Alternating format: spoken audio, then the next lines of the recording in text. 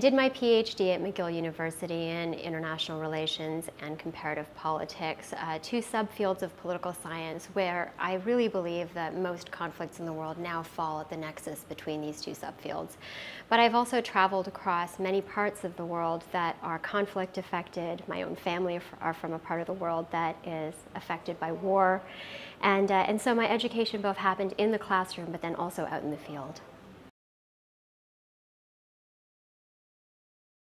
This story is something that I've lived with for actually my entire life. My own family are from Peshawar, Pakistan, which is on the border with Afghanistan, and they traditionally were part of the merchant class. And so over the course of my life, I got to witness, as the war broke out in Afghanistan, the traditional trading community transform into smuggling, arms trafficking, and many other types of illicit activity. So I remember as a young child playing in the arms bazaars in the outskirts of Peshawar. I remember their militias roaming through the streets. The price of a bazooka was no more than $50 during the height of the Civil War. And so this was a story that was almost in my body, you know, seeing the suitcases full of cash, the crates of guns, was something that I witnessed as a child.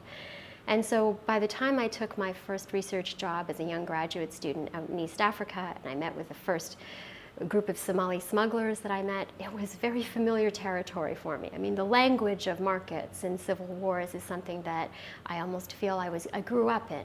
I was well versed in that. And so by this point in my life, I pretty much can see the cost of war on every single price tag in the marketplace in one of these troubled places. You know, one of the things that's really interesting is people think that the money behind Islamists often comes from some shady business person off in the deserts in Saudi Arabia and whatnot. And I'm not saying that external financing isn't a part of the story, but what's remarkable is that in these sorts of conflict zones, local business players are actually real power holders, and they have very practical interests. So think about it this way. If we're both trying to survive in a civil war, you know, we always imagine that this is just about poverty and devastation, but there are actually people getting rich in these environments. Now, conflict, it creates chaos, but it also creates tremendous opportunities to engage in both illicit and illicit business. So let us imagine that you and I are in some sort of business arrangement, and I'm trying to move my goods, whether it's, you know, flowers or cocaine, through one territory and into another territory. That can actually, in a highly fragmented civil war, get to be expensive. Think about my research in Mali and how many different armed groups control territory. Those cocaine smuggling routes that go from the southern borders all the way up to the north through Algeria and then into Europe, that is actually very expensive for groups to move their goods through one turf and then another and then another. This is where Islamists come in that's really interesting. So if I am from one ethnic group and you're from another, you might have to buy your security from your ethnic group and I have to buy mine from mine, because in a fragmented civil war, this sort of identity-based division gets very costly. So what ends up happening is as I move my shipment into your territory, we end up paying double taxes, then triple, then quadruple. That adds up, and I gotta tell you, it really irritates the business class. They are looking to lower their overhead and increase their profits. This is where Islamists come in that is particularly interesting. What they can do is they can come to my ethnic group and your ethnic group and go to the business people and say, you know what, we're both Muslims. We can sell security to both of you across these ethnic divisions or tribal divisions. And so what they do is, through an economies of scale, get us to buy into their protection racket over the rival ethnic or tribal protection rackets. They essentially become the big box chain of security provision, and that outcompetes the tribal and ethnic warlords that have been providing security at the local level.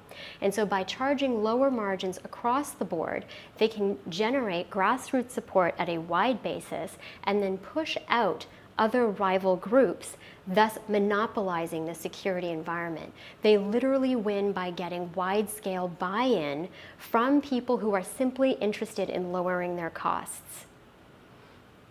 I've seen this happen in Somalia, I've seen it happen in Afghanistan, I've seen it happen in Pakistan, we see this in Mali, we've seen it in Iraq and Syria, where the oil smuggling industry bought into Daesh, thinking that it would lower its costs against corrupt and fragmented militia groups across the countryside, behind the scenes, behind the ideological story, there is a very clear money story that is driving these processes.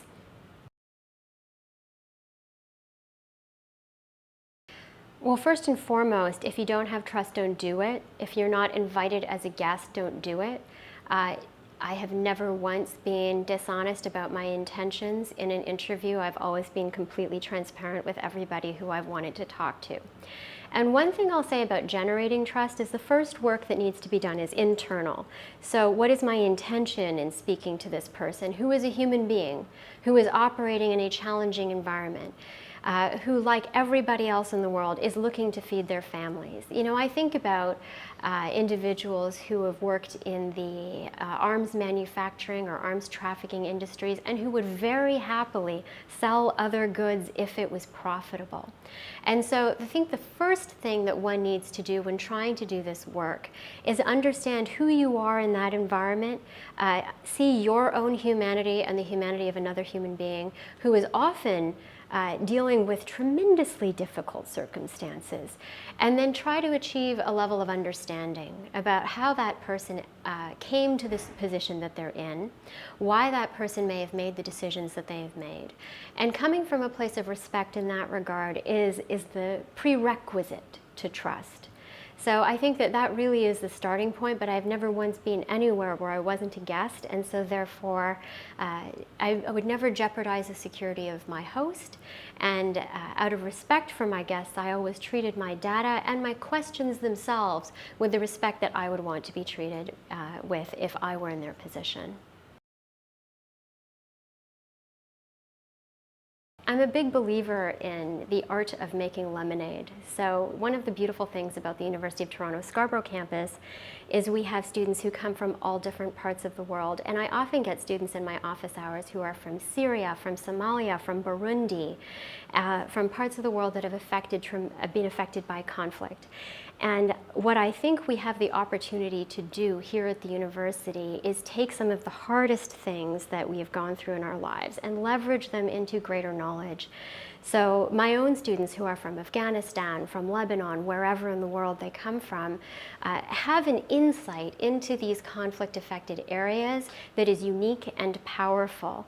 And that's one of the things that I did in this book as well, is I took something that was a unique insight that was part of my life, that was part of my family's story, and I tried to leverage it for good, you know. And as a result of that, I think that what I have to offer and what our students at UTSC have to offer are insights into peace building and peace processes that are unique and powerful in the world. Those are the conversations that we're able to create through our diverse campus. I think the guiding principle behind this kind of fieldwork must always be humility, that we have to understand that we're going into someone else's home, that when you have a passport, that passport is a privilege. You get to leave, the other person doesn't get to leave. So we start with from a place of humility. I always ask myself the questions, is it necessary? Is it safe? Is it respectful? What is the gentlest way that I can get this information that respects both myself and my host in a way that is long-term? How will it affect my host in the long term for me to ask these sorts of questions? And that is a creative process, and I think the most exciting part of my research is at the design stage. So what I do is when I think about what do I want to learn, I think how can I, using all of my creativity, gather this sort of information that is a minimal, if not no, disruption to my host environment. So I work closely with my research ethics board here at the University of Toronto to think creatively about how I can ask questions that don't directly implicate any of my respondents in that process. So I would say that number one, having a humble approach to how you seek out knowledge. Number two, working closely with your research ethics board to make sure that you've truly considered the situation of your respondents and being most respectful of that environment. environment. And number three, always come from a place of service. Think about how your research actually serves the world, how what you're asking will be of benefit not only to your respondents, but also to the society as a whole that you are studying, what sort of implications will come out of it. And those three guiding principles have helped me at the research design stage so that all of the work that follows is both safe and responsible.